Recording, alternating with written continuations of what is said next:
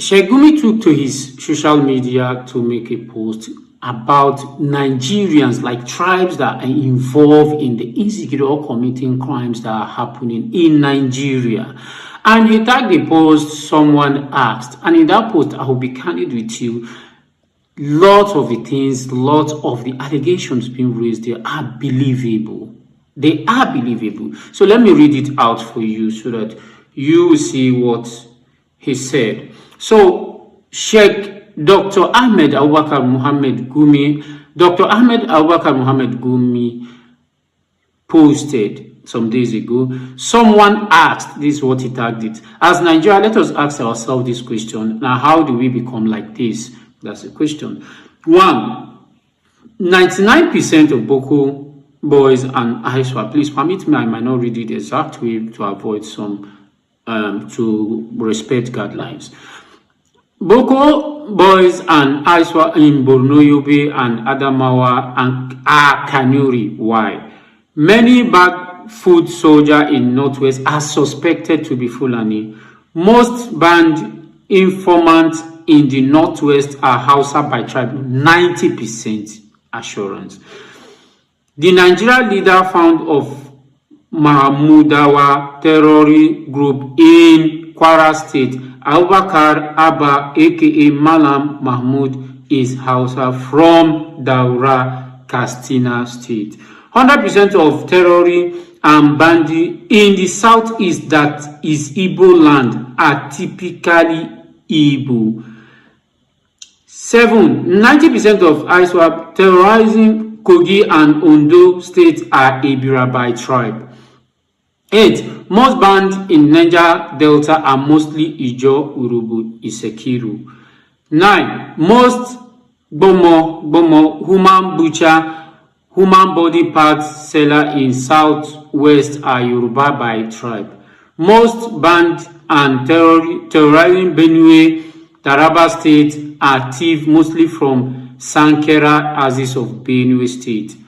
Most baby fatty owner and patronizer are Igbo. Most drug dealer, drug barons of Nigeria origin arrested across the globe are Igbo. 90% of phone snatcher that buy people in Kaduna and Kano are Hausa. Most Yahoo boy and international fraudster scammer are Edo, Igbo. Please, where are we going as Nigeria? Where is our future from here? Which way Nigeria? So this was his question, and he made this post some days back on his social media handle. And if you listen carefully to what I just read out, you see number 2, he said the Fulani, the bandit Fulani that are terrorizing like the area of Katsina are suspected to be Fulani. And this is where I have problem. You see, when Gumi has been on Spotlight, on Shamina Spotlight, like they granted me interview and everything, I'm a Muslim, right? And as a Muslim, I look at him, I have to respect him for who he is, because he's a sheikh, and of course, he calls people to the oneness of God Almighty and every other. I have to give him his respect. So, and most of the side that he's been known for are the fact of his rhetorics about sympathizing with bandits. And I was not cool with that. Like, seriously, I was not cool with that fact that he has to be overwhelmingly, like excessively sympathizing with the bandits that are buying people anyhow, do this, carry people, knock people, tell you woman, do this. Oh, no. I was not cool with that. So I took my time to research about him, to know what he has said, most of the rhetorics he has given. I understand some he has given 10 years ago when he talked about Muslims contributing to this, and he has his reason to that, although this is not a video to look at his rhetorics, but I just want us to understand. So when I saw some of the rhetorics and his emphasis about, first he was talking about Muslim responsible for what is going on in the northern Nigeria, like Islamic or Muslim states, where those people who come declare themselves that they are either Boko Haram or ISWAP or even bandits that are even carrying out all these things, that Muslims are supposed to be the one that expose them. That Muslims are not doing that, and that is why he said Muslims are 100% responsible for what is happening. And second of some of the rhetorics he has actually made is about government, not the laxity of government, like the corruption that is happening in government system.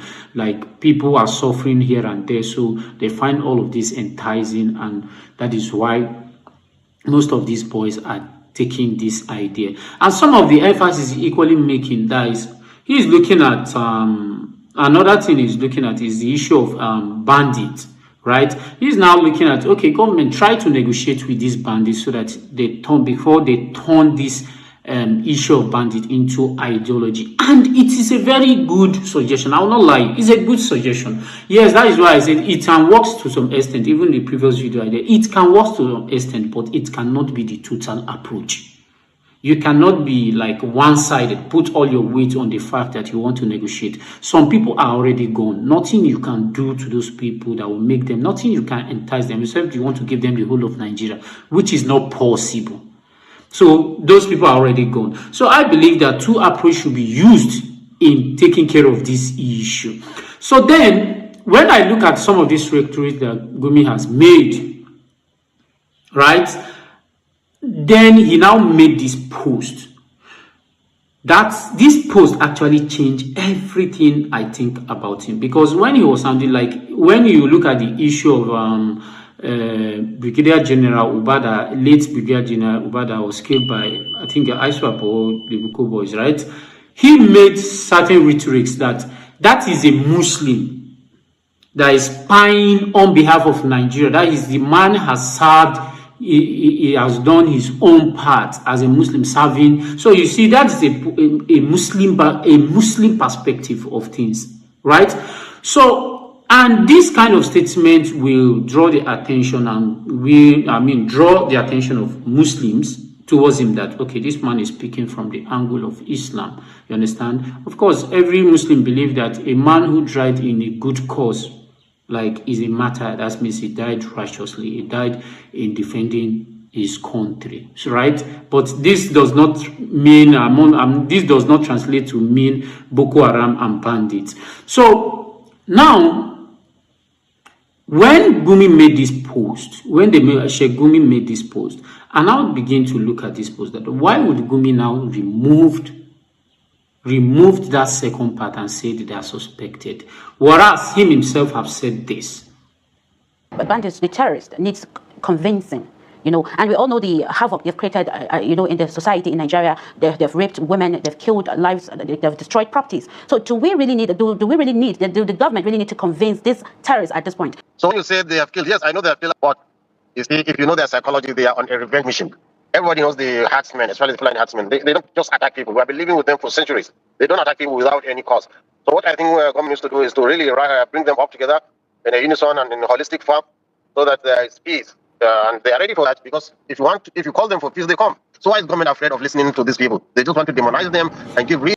Now, in this video, you heard him. He was even saying that he knows those people, that these are people that they have been living together before, and other things. So, and of course, those people, they are Fulani, they are this. This was what he is saying. And again, aside of that, former governor of Katsina State, Bello Masari, look at what he himself said. He said those people speak Fulani. That means they are Fulani. They speak Fulani language. You understand? They are Fulani. So I wonder why Gumi now came out and began to say, no, they are not, they are suspected. Because if you made this post in your own social media handle, it means that is what you believe. And that is the implication that a lot of people do not understand. Some people just believe that you can come and post anything in your page. No, that is what you believe. If someone asks him this question, that's exactly what he believed. He believed in all those things. That is why he will propagate it, or he post it, so that other people can be informed about it. So now, this thing that happened, it now gave me a shift of mind that regardless of the rhetorics that Gumi has made, he wasn't making it on behalf of the Muslim, because he is making it on behalf of the Fulanis because of this post. He is making it because of the Fulani. That shows that Gumi, what he has been doing, he knows most of those people who are involved in all of this. And he just feels that he's now sympathizing with them because some of them will be telling him, probably will be telling him that, okay, you know, it's because we are suffering. No, nothing is good for us. This. So please, if we are telling us to leave this thing, the government must do something for us. And that is why it become overly sympathizing with them. Become overly sympathizing with them, trying to see how you get government attention to negotiate. You can see even saying government should negotiate with them. So this goes to tell you that Gumi is not speaking on behalf of the Muslim. You must understand, and that is why I'm saying religion issue. You must understand where religion is applicable and where religion is not applicable, or when somebody or a religion scholar is speaking on behalf of the religion or is hiding on behalf of under the religion. We must understand these two very well, because the moment you just think that because a Muslim scholar or a Christian scholar just come out and speak on sensitive issue and you just take it automatically to be, okay, this is my role model, or this is my godfather, or my father in the Lord, or my godfather, right? So you just automatically just follow. All he has to say is correct. That is one thing that is affecting us and that is blinding us. And politicians too have weaponized religion to do many of these things, because they will use either one of these malam to tell you to vote for them. You understand? And your malam will just come, don't vote for this person, vote for this person. And you just go ahead and vote for this person. But at the end of the day, some of these malams are being paid. And we suffered it. And the money they paid some of this malam, we are not being paid. They don't get to share it with us. They don't get to share it with us.